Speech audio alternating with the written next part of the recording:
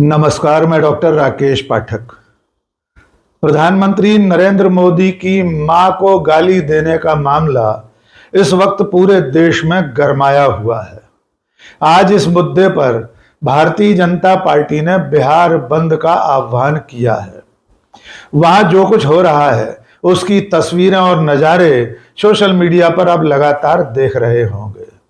पूरी भारतीय जनता पार्टी, उसके नेता, केंद्रीय मंत्री, प्रवक्ता, उसका सोशल मीडिया सेल, सब के सब राहुल गांधी और कांग्रेस पर आरोप लगा रहे हैं कि उन्होंने, उनके कार्यकर्ता ने प्रधानमंत्री की मां को गाली दी है। जबकि यह बात साफ हो चुकी है कि जिस मंच से प्रधानमंत्री नरेंद्र मोदी की मां को गाली दी गई, उस मंच पर न तो राहुल गांधी मौजूद थे और न तेजस्वी यादव। कार्यक्रम समाप्त होने के बाद किसी ने मंच के पीछे से माइक पर गाली दी थी। उसे गिरफ्तार करके जेल भेज दिया गया है। लेकिन प्रधानमंत्री की शान में कसीदे काढ़ने के चक्कर में बीजेपी के बड़े बड़े नेता कूद पड़े हैं। इन्हीं में से एक नाम है केंद्रीय मंत्री ज्योतिरादित्य सिंधिया। चूंकि वे हाल ही में अभी 5 साल पहले भाजपाई बने हैं, इसलिए हर मौके पर प्रधानमंत्री नरेंद्र मोदी और पार्टी की शान में कसीदे काढ़ने में दूसरों से आगे निकल जाते हैं। इस दफा भी ज्योतिरादित्य सिंधिया ने ऐसा ही एक बयान दिया, लेकिन इस बार एक बार फिर उल्टे बांस बरेली लद गए हैं। ज्योतिरादित्य सिंधिया ने कांग्रेस को कोसते हुए उसे चरित्रहीन पार्टी बताया। इसके बाद कांग्रेस के प्रवक्ताओं ने और आम लोगों ने ज्योतिरादित्य सिंधिया को याद दिला दिया कि वे और उनका पूरा खानदान आजादी के बाद से दशकों तक उस कांग्रेस पार्टी में रहे हैं जिसे आज वे चरित्रहीन बता रहे हैं। आइए सबसे पहले ज्योतिरादित्य सिंधिया का पत्रकारों को दिया गया ये बयान सुन लेते हैं। जो दल चरित्रहीन हो चुका है, राजनीति में भी या जिंदगी में कुछ स्तर होती है, और जब स्थिति स्तरहीन हो जाती है और सारे सीमाओं की परिकाष्ठा का उल्लंघन होता है, तब उस संगठन या उस व्यक्ति या उस दल की क्या स्थिति होती है, ये देश की जनता ने उन्हें दिखा दिया है। हम अपने देश में अपने देश का नाम लेते हैं माता के नाम को लेते हुए, और जिस देश में हम लोग अपने देश का नाम लेते हैं भारत माता के संदर्भ में, ऐसे शब्दों का प्रयोग करना, मैं मानता हूं कि इसकी जितनी भी निंदा की जाए वो कम है। एक तरफ जहां देश, प्रधानमंत्री बढ़ रहा है विश्व गुरु को, अपने आप को विश्व गुरु में स्थापित करने के लिए, वहीं कुछ शक्तियां हैं आज भी देश के अंदर जो देश के अस्तित्व को स्वयं मिटाना चाहती हैं। पर भारत ने केवल आज नहीं, अपने 5-10 हजार साल पुराने इतिहास में दिखाया है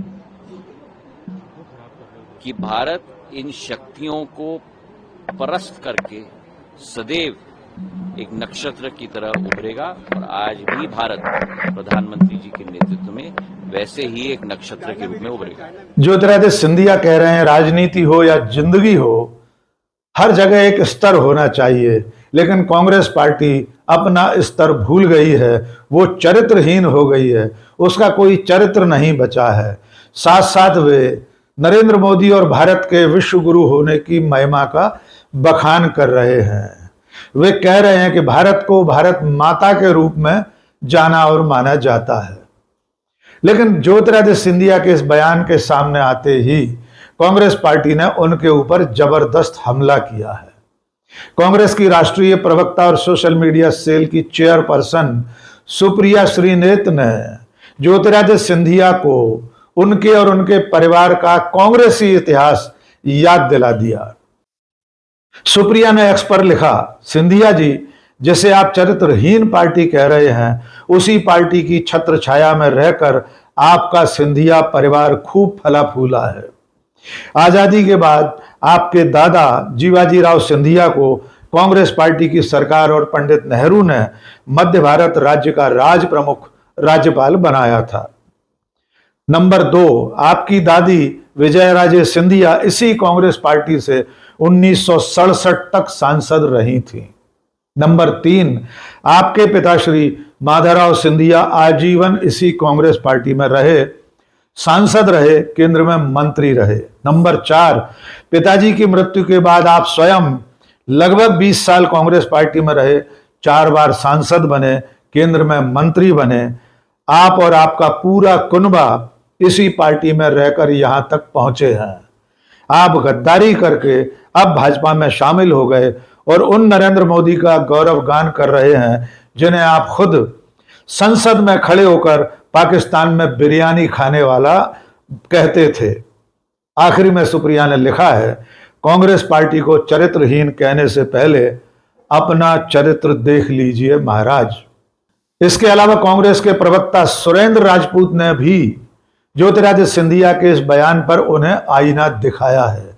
सुरेंद्र राजपूत ने एक्स पर लिखा, जिसके आंचल की छांव में पलकर बड़े हुए, फले फूले, सांसद बने, मंत्री बने, उसी मां को चरित्रहीन कह रहे हो। ज्योतिरादित्य सिंधिया, कृतज्ञ हो तुम। इसके अलावा एक और एक्स हैंडल है अर्शित यादव नाम से। उन्होंने लिखा है, जिस कांग्रेस पार्टी ने सिंधिया परिवार को पहचान, पद और सम्मान दिया, आज उसी को चरित्रहीन कहना राजनीतिक अवसरवाद नहीं तो और क्या है। 20 साल इसी पार्टी में रहकर मंत्री बनना और अब बीजेपी में जाकर इतिहास भूल जाना जनता सब देख रही है महाराज। इन तमाम टीका टिप्पणियों की रोशनी में आइए आपको एक बार फिर ज्योतिरादित्य सिंधिया के दल बदल की कहानी संक्षेप में सुना देते हैं। आप अच्छी तरह जानते हैं कि माधवराव सिंधिया के निधन के बाद ज्योतिरादित्य सिंधिया ने अपने परिवार की परंपरागत सीट गुना शिवपुरी से लोकसभा में पदार्पण किया था। वे लगातार 4 लोकसभा चुनाव जीते, लेकिन 2019 का लोकसभा चुनाव भारतीय जनता पार्टी के डॉक्टर केपी यादव के हाथों बुरी तरह हार गए थे। लगभग 1.25 लाख से ज्यादा वोटों से हारने के बाद ज्योतिरादित्य सिंधिया लगातार असहज, असुरक्षित महसूस कर रहे थे। जबकि उससे ठीक पहले 2018 में मध्य प्रदेश में कांग्रेस की सरकार बनी थी, कमलनाथ मुख्यमंत्री बने थे। उस चुनाव में ज्योतिरादित्य सिंधिया चुनाव अभियान समिति के संयोजक थे, कमलनाथ प्रदेश कांग्रेस अध्यक्ष थे। विधानसभा के चुनाव के नतीजों के बाद जब विधायक दल की बैठक हुई, तब 90 से ज्यादा विधायकों ने कमलनाथ के समर्थन में हाथ उठाया और उसके चलते कमलनाथ मुख्यमंत्री बने। ज्योतिरादित्य सिंधिया मुख्यमंत्री न बनने के कारण अपने असंतोष को लगातार भीतर ही भीतर भड़काते रहे और अंत में एन कोविड के वक्त, जिस वक्त पूरा देश कोरोना की महामारी से जूझ रहा था, मार्च 2020 में ज्योतिरादित्य सिंधिया ने दल बदल किया, अपने 22 समर्थक विधायकों के साथ कांग्रेस पार्टी छोड़ दी और भारतीय जनता पार्टी में शामिल हो गए। इस दल बदल के चलते कमलनाथ के नेतृत्व वाली कांग्रेस सरकार धराशायी हो गई। उसके बाद 2023 में विधानसभा का चुनाव फिर हुआ, दोबारा से भारतीय जनता पार्टी की सरकार बन गई। यानी वर्षों के वनवास के बाद, सूखे के बाद 2018 में जो कांग्रेस सरकार बनी थी, वो ज्योतिरादित्य सिंधिया के दल बदल के चलते गिर गई थी। और अब ज्योतिरादित्य सिंधिया पहले राज्यसभा में गए, उसके बाद 2024 के लोकसभा चुनाव में भारतीय जनता पार्टी के टिकट पर ही शिवपुरी गुना से चुनाव लड़े, जीते और अब नरेंद्र मोदी की सरकार में मंत्री हैं। मजेदार बात यह है कि जो इतिहास सुप्रिया श्रीनेत ने ज्योतिरादित्य सिंधिया को याद दिलाया है, वो इतिहास ज्योतिरादित्य सिंधिया भूल चुके हैं। हम आपको संक्षेप में बता देते हैं। जब देश आजाद हुआ, रियासतों का विलय हुआ, उसके बाद मध्य भारत राज्य बना था। उस मध्य भारत राज्य के पहले राज प्रमुख जीवाजी राव सिंधिया बने थे। जीवाजी राव सिंधिया यानी राजमाता विजयाराजे सिंधिया के पति, सिंधिया घराने के आखिरी महाराजा माधवराव सिंधिया के पिता ज्योतिरादित्य सिंधिया के दादा। ये राज प्रमुख पद ही आगे चलकर राज्यपाल का पद कहलाया, यानी गवर्नर का पद। सुप्रिया श्रीनेत वही याद दिला रही हैं कि ज्योतिरादित्य सिंधिया के दादा जीवाजी राव को कांग्रेस पार्टी ने, पंडित नेहरू की सरकार ने ही लाट साहब बनाया था, गवर्नर बनाया था। उसके बाद उनके पिता राजनीति में आए। माधवराव सिंधिया इंग्लैंड से पढ़कर लौटे थे। पहला चुनाव वे जनसंघ के टिकट पर लड़े, उसके बाद अगला चुनाव वे निर्दलीय लड़े और बाद में राजीव गांधी की मित्रता के चलते कांग्रेस पार्टी में शामिल हो गए। लगातार पूरी जिंदगी कांग्रेस में रहे। एक मौके पर तत्कालीन प्रधानमंत्री पीवी नरसिंह राव से किसी विवाद के चलते हवाला डायरी में नाम आने के कारण उन्होंने मंत्री पद छोड़ा और उसके बाद पार्टी छोड़ दी थी। तब भी वे भारतीय जनता पार्टी में नहीं गए थे। उन्होंने अपनी एक पार्टी बनाई थी, मध्य प्रदेश विकास कांग्रेस। उस पर चुनाव लड़े ग्वालियर से और रिकॉर्ड वोटों से चुनाव जीते थे। एक विमान दुर्घटना में माधवराव सिंधिया का निधन हुआ। उसके बाद ज्योतिरादित्य सिंधिया सक्रिय राजनीति में शामिल हुए। अपने परिवार की परंपरागत सीट से लोकसभा चुनाव लड़े और लगातार जीतते हुए कांग्रेस पार्टी में शिखर पर पहुंचे। एक मौके पर 2019 के लोकसभा चुनाव से पहले राहुल गांधी ने अपनी अध्यक्षता में ज्योतिरादित्य सिंधिया को महासचिव बनाया। उससे पहले वे लोकसभा में उपनेता और चीफ व्हिप रह चुके थे, यानी मुख्य सचेतक। लोकसभा चुनाव में उत्तर प्रदेश के प्रभारी के रूप में राहुल गांधी ने ज्योतिरादित्य सिंधिया को आधे उत्तर प्रदेश का प्रभारी महासचिव बनाया। आधे उत्तर प्रदेश का प्रभारी थी प्रियंका गांधी। ऐसे ज्योतिरादित्य सिंधिया जिनके लिए राहुल गांधी के दरवाजे 24 घंटे खुले रहते थे, और ये दावा खुद राहुल गांधी ने उनके दल बदल के बाद किया था कि ज्योतिरादित्य सिंधिया के लिए उनके घर के दरवाजे हमेशा खुले रहते थे। वे एकमात्र ऐसे नेता थे जो मुझसे कभी भी मिल सकते थे।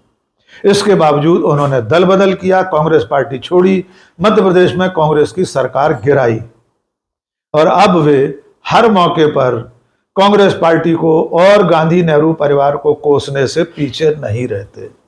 सबसे मजेदार बात यह है कि जिस मुद्दे पर ज्योतिरादित्य सिंधिया कांग्रेस पार्टी को चरित्रहीन बता रहे हैं, उस मुद्दे पर खुद उनके नेता, उनके प्रधानमंत्री, देश के प्रधानमंत्री नरेंद्र मोदी अपने बयानों को लेकर लगातार कटघरे में हैं।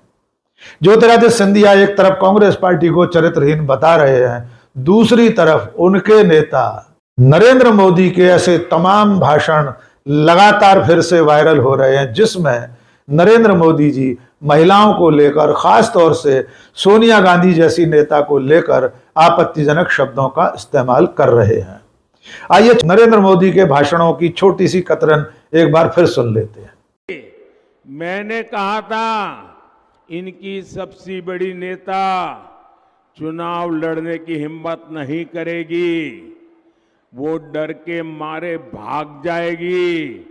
और वो भाग करके राजस्थान गई और राजस्थान से राज्यसभा में आई और हुआ भी यही। चलते चलते ज्योतिरादित्य सिंधिया के साथ गांधी परिवार के रिश्तों की बानगी के लिए एक दो तस्वीरें देख लीजिए। एक तस्वीर है उनके बचपन की, जिसमें वे श्रीमती सोनिया गांधी के साथ सोफे पर बैठे हैं। साथ में उनकी मां स्वर्गीय माधवी राजे सिंधिया और पीछे खड़े हैं उनके पिता माधवराव सिंधिया। एक और तस्वीर देख लीजिए। जब ज्योतिरादित्य सिंधिया ने अपने पिता की मृत्यु के बाद कांग्रेस पार्टी ज्वाइन की थी, तब भी वे सोनिया गांधी के साथ बैठे थे और आसपास खड़े थे मध्य प्रदेश के दिग्गज नेता अर्जुन सिंह, श्यामाचरण शुक्ल, मोतीलाल वोरा, दिग्विजय सिंह और तत्कालीन प्रदेश अध्यक्ष राधा किशन मालवीय। तो ऐसे रिश्ते जिसमें गांधी परिवार की गोद में पले बढ़े ज्योतिरादित्य सिंधिया केंद्र की राजनीति में, कांग्रेस की राजनीति में शीर्ष तक पहुंच रहे थे। राहुल गांधी के साथ उनके दोस्ताना रिश्तों की तो सैकड़ों तस्वीरें आज भी मौजूद हैं। संसद में एक साथ बैठने से लेकर चुनावी सभाओं तक, रेस्टोरेंट में एक प्लेट से उठाकर समोसा खाने से लेकर चुनाव प्रचार के बीच में से समय निकालकर जॉगिंग करने तक ज्योतिरादित्य सिंधिया और राहुल गांधी की जोड़ी भारतीय राजनीति में एक अनूठी जोड़ी के रूप में धीरे धीरे आगे बढ़ रही थी। लेकिन ज्योतिरादित्य सिंधिया ने 2020 में दल बदल करके राहुल गांधी का साथ छोड़कर भारतीय जनता पार्टी का दामन थाम लिया था और अब वे उसी पार्टी को चरित्रहीन बता रहे हैं जिस पार्टी के साथ उनके दादा, उनकी दादी, उनके पिता और वे खुद लगभग 2 दशक तक रहे थे।